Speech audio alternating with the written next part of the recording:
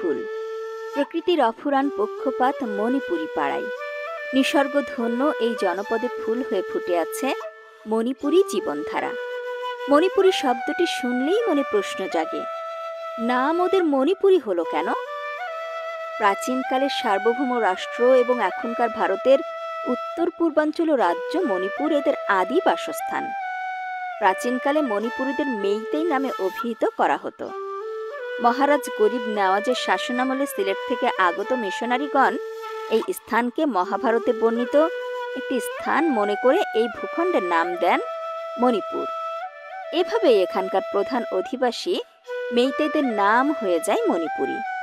1819 থেকে 1825 খ্রিস্টাব্দের দিকে মৌলভীবাজার জেলার কমলগঞ্জ, কুলাউড়া, শ্রীমঙ্গল ও বড়লেখা উপজেলায় মণিপুরী জনগোষ্ঠী বিষ্ণুপ্রিয়া, মৈতৈ ও পাঙ্গন এই 3 সম্প্রদায়ের লোক